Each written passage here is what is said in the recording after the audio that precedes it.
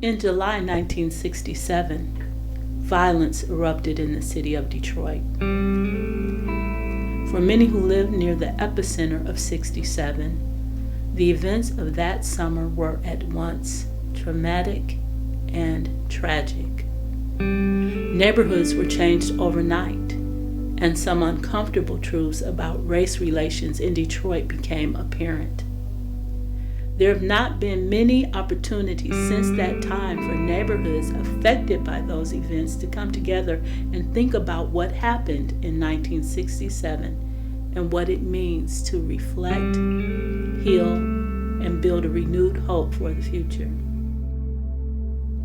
The Hope Village is a neighborhood located just over a mile from the start of the civil disturbances of 1967 near what is now the campus of Focus Hope.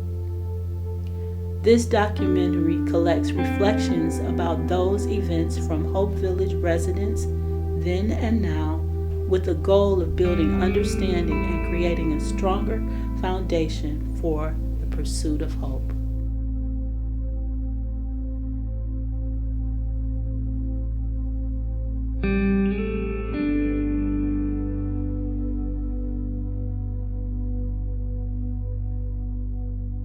I was actually on a field trip maybe 2 years ago.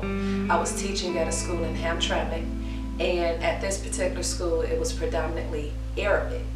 And we took them on this field trip to the Charles H. Wright Museum, and we saw the exhibit about the 67 riots, and I learned so much. I'm like, how did I never learn this before? How have I never learned this before? I've been in DPS, they talked a lot about racism. They talked a lot in great detail about slavery, but how did we miss this part? And I don't know if it was a situation where it hadn't been long enough since the riots for them to really consider it history or relevant, or was it still a touchy topic so they weren't allowed to discuss those things with us? And I didn't understand why I had never heard about it in my personal life. So I still live in a neighborhood where I grew up. I came back and bought it. I moved away for 4 years, and I came back and actually bought the house. And that house has been in our family since 1966. I bought it in 2006. And so I've witnessed great changes since the 80s, and I've heard my mom talk about the changes that have occurred in that house since 1966 and in that neighborhood, but I never knew why. And so at that moment it was just almost like a flood of information was just being processed, and I was so excited but so sad at the same time. And I didn't have anybody to talk to about it. It was like I wanted to tell my kids, but they can't relate. They're kids and they have no concept of anything that I've experienced, So like, who could I have this conversation with? So I called my mom and she was like, oh yeah, I was, a baby at the time, but I remember people talking about it, and, but it was like, but it never came up in just general conversation, so.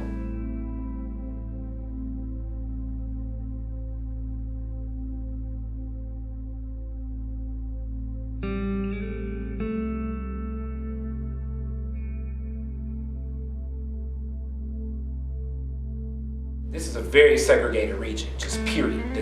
So when you think of Detroit, you have to really look at Metro Detroit, and it's been a big factor.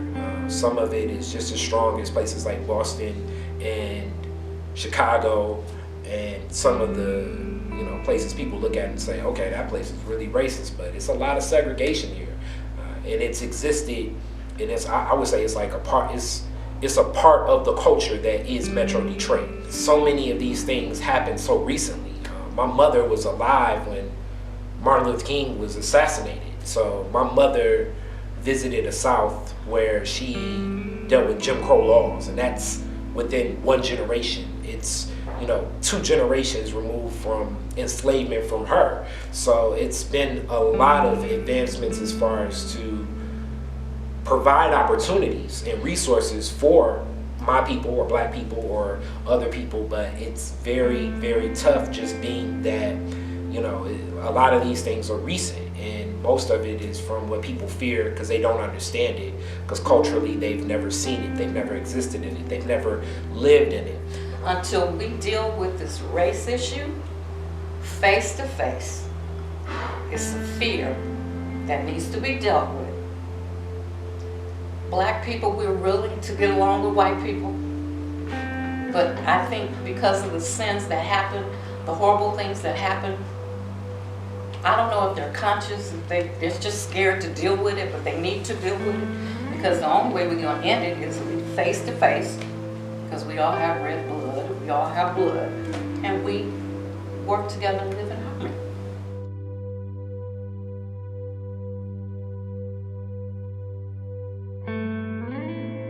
Even though we do go through elections and governmental issues and we don't get exactly what we want, or we don't have the type of representation that we want to have, we still, if we choose to continue to live in this country, then we're gonna have to learn how to deal with each other. Because the riot, I honestly see no point in it, because it really didn't do anything but tear Detroit down. One thing I think I could do to help my neighborhood is to use my voice, because I like to talk, and my mother put a good head on my shoulders. So I think I can spread my knowledge with other people.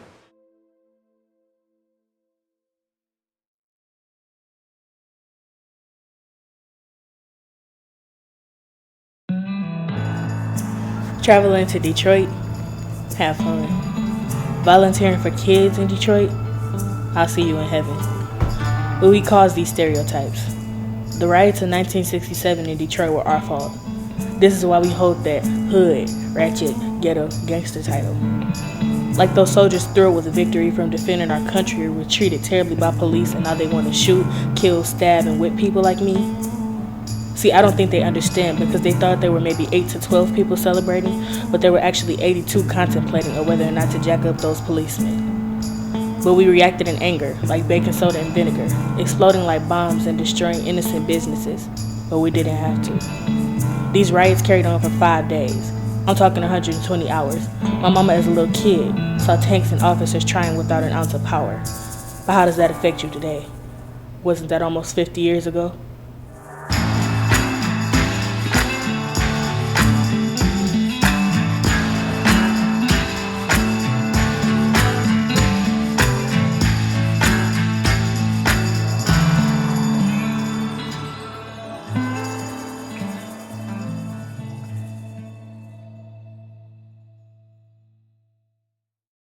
I guess the eye of the needle, if you would say, started at Claremont, 12th Street. There was a after-hours club, an illegal club there, and it was raided. And you have to look back at it, that year, it was, you hear Stevie Wonder say, hotter than July. It was hot. And a lot of people were hanging out on the street, and then you figure in the social and cultural aspect. Right. The police at that time were predominantly white police department. Yeah, and they were brutal, and people were looking for, I guess, any excuse to start that. And if you look back, I don't know if you've gone back and if you've ever gone on location and looked at where it started at, those places are not there now. But back in '67, 12th, before it was renamed to Roosevelt Park Boulevard, all the way from West Grand Boulevard up to Claremont, it was thriving, restaurants, commercial. My understanding is it was a blind pig that they say, which, that's like an old school term for, I guess, like an after hours party. At this after hours party, it was a misunderstanding between a guy that came back from the war. Fight broke out. People felt that the way that the police responded was unjust, and from that response, 1, 2, 3, 4, 5 different things triggered, and things were ignited. But you already had a very tense Detroit, even from the 43 rebellion or riot, whatever civil unrest you want to call it.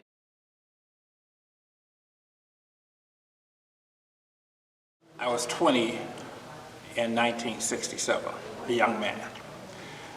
And I remember I was home for the summer. And I remember when the riot first started and it escalated so fast, I was just wondering what is happening to Detroit. Shock was just going through all the city, all the radio stations, the TV stations were reporting what was going on. Reporters were coming in from all over the world. So you had not only the fires, the places burning, but all of a sudden you would look around and you would see all kinds of people that did not appear to be people from the neighborhood. But I fell in love with Detroit as a teenager because I had never seen anything like this. I was like a kid in a candy store. There was so much. Okay, wait a minute, I'm getting kind of emotional. But anyway, when I heard all the news on TV, about a week after it happened, I came up here to take a look, and I mean, it was terrible. They even still had the National Guards here. That particular, I think Saturday night, Sunday, when it was really progressing, my mother wanted me to go to the Detroit Tiger game, and I didn't want to go. And I was left there with the neighbor watching me at the house while her and my twin sister and my little brother went to the Tiger game. While I was sitting there on the porch, I noticed people running down the street. They had boxes in their hands. I even seen people carrying couches because it was a furniture store called Robinson right on the curve of Oakland before you get to Davidson. And people were looting from the gas station, the neighborhood liquor store. I saw people as a 14-year-old just running down the street with everything. It was like crazy. I remember my little brother being afraid because they had the National Guards come in with the tank going down our street. And everybody was told to be in the house at 8 o'clock. So my little brother peeked out the window, it may have been like 7:30, and somebody from the National Guard flashed a light through our window and said, "Turn out all the lights." And it scared my brother. It affected him for a long while. He was scared of police and everything. Then I asked my mom, and she was a little younger. I think she was born in like 53, so she was a little younger at the time. And she said that once the National Guard came in, they were on their rooftop, telling them to get out of the house, get out, get out. She lived actually in the Dexter area at the time. And people were burning up buildings, same thing. She went to school the next day, and the National Guard was outside the school telling them that they had to leave school. Parents were coming to pick up their kids. It was just complete chaos. I lived on a street called 12th Street. All right, I lived between Grand and Pasadena. And it was kind of close to Ground Zero. All right, and the thing that stands out the most to me was seeing a tank come down the street. I don't think people really have a reference point for it. And I was 7 years old, and a tank came down the street. And there were soldiers on both sides of the tank, and they were brandishing their weapons. Interesting enough, the next thing that kind of stands out the most to me is that they were very friendly. They were very nice people. All right, and so I remember that they were housed in the fire station down the street from us. All right, and it seemed like now, in retrospect, they kind of went out of their way to let the kids know. All right, that they weren't here to try to harm us or anything. I remember the tanks going down the street. I thought it was crazy that they were going down Oakland. And then I remember my dad and 4 other neighbors the men of the families. It was my dad, Dr. House, Mr. Withers, Dr. Potts, and Mr. Roberson every once in a while. But I remember those gentlemen in particular, and they would patrol our neighborhood with rifles. And it was just overwhelming because, I'm parking my car trying to get to the building where we lived, which was my mother and my cousin's daughter. She was 4 years old. And we went in, and then they started shooting at night. And we had to lay down on the floor. When you went into the apartment, it was a little vestibule before you got to the living room.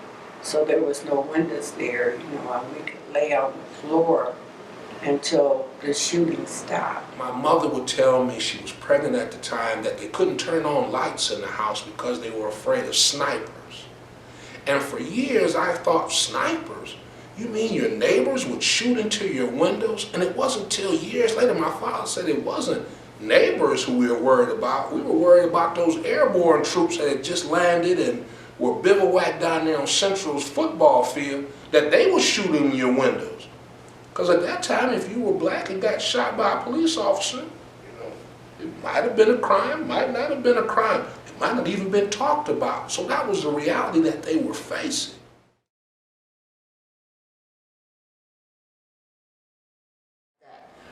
Even in 67, certain restaurants we could go in and certain we couldn't. And of course there was limited housing. And there were things happening like at the border of Dearborn, the police standing there determined not to let any of those blacks come into the city. And and being called racially derogatory terms and names.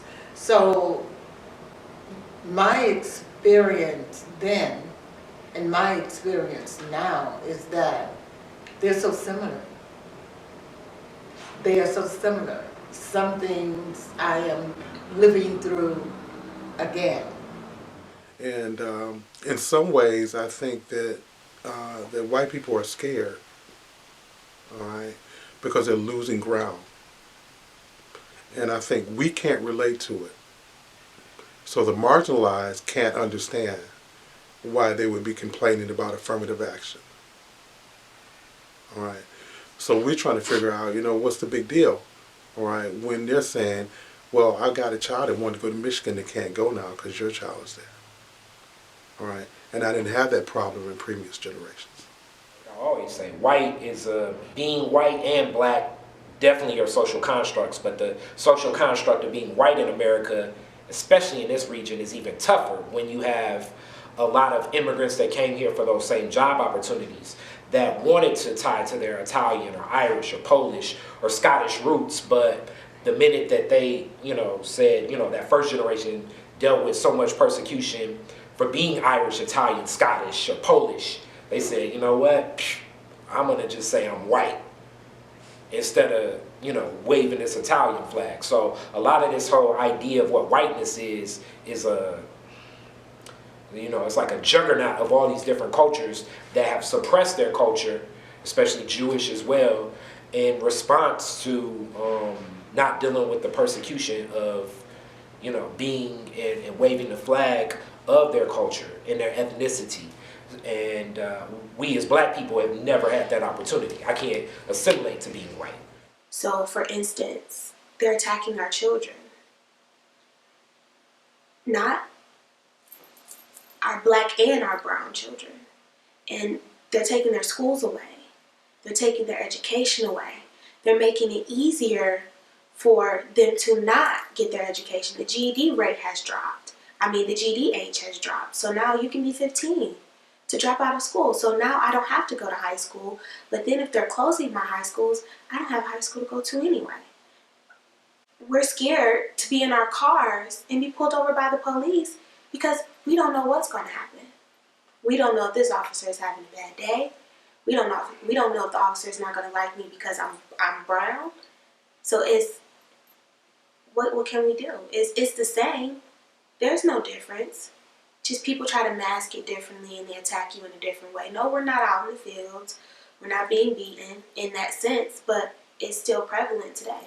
The race relation thing is being divided because we're not equal. We're not saw as the same. We shoot some about the conditions then and now. Okay. I liked it then because you knew who you were, where you were, what was going on. There wasn't no false places. You know, you got a lot of facades and shams going on now. You know, so you have to put that much more into figuring out who a person was you really about. Now, it shouldn't be necessary. Okay. Back in the day, you knew. Okay. He was wearing a sheet, or he was a genuine, not a racist. Okay, now they don't have a sheet now. Right. You have to, they're in the shirt and tie, and they can be just, it's more sophisticated now. And it comes from a lack of education. In his background, I said, oh, he been over there with the Dukes, so he's a closet racist, but he said he is. The computer tells all. You know? Just like the word history. You divide it up. Who's telling the story? His story. We just have to come closer together, whites and blacks, and not fear. Was at Sacred Heart, there's a statue of the Sacred Heart on the corner of Linwood in Chicago. And during the uprising, someone had painted the face and the hands black. Yeah. Someone else later painted them white. And then that fall, I was back in school, and a knock on my room, and the rector of the seminary, Frank Canfield, came and said, you want to go with me? And you got a couple other seminaries. We're going to go paint the statue black again. So I said, the rector comes, you say yes. So we went out, and it's sort of funny and sort of not, but he was helping to paint the face black and the hands black as a sign of solidarity with the neighborhood, and the police stopped. He said, what are you doing?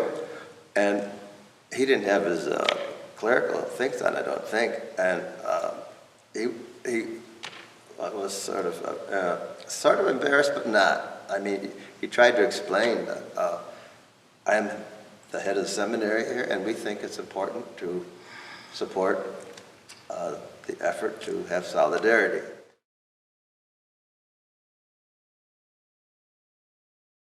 But it's one thing I can tell you. I have not lost faith.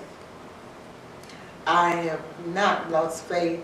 I would not want to live any place other than the city of Detroit. I have always loved it here, always wanted to stay here. I've seen the changes with the politics and everything, and the only thing that gets me today is the talk of Detroit coming back. The Detroit coming back and Detroit being saved and people coming in as quote-unquote saviors with very little recognition of the people who have stayed. The people who stayed, who stuck it out, who maintained neighborhoods, who contributed continue to contribute to stores and businesses. But on the other hand, a lot of those people and a lot of those neighborhoods are coming together and creating something new and something better and not waiting on the quote-unquote savior that's coming in, and they're making things happen. Just as in this neighborhood, as in Hope Village, they're making things happen.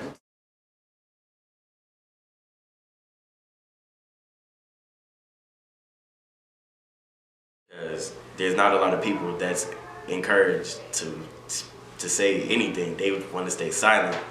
They just want to let this happen. They don't want it to happen to them. But if a lot more people speak up, then maybe it wouldn't happen as often as it usually does. Instead of being violent and violently protesting, throwing stuff, going after cops, just speak, be peaceful, And today I feel that we need to step up and work to prevent more riots from occurring, especially in a society where racial tension is constantly building. and segregation isn't an imminent problem, but it's very possible that America could be going backwards instead of making more progress. One thing I learned today is the 1967 riot was just a sign for us to come together and bring more peace. And what I can do to help my community is we come together as one and try to protect for our rights and what's right for us.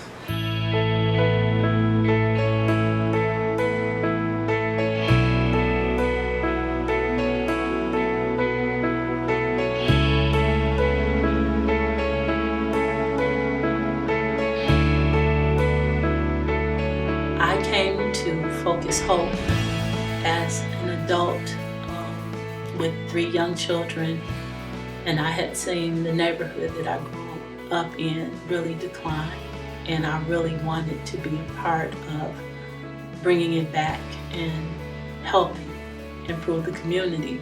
So over my years here at Focus Hope, our community and economic development work that was really based on an asset approach.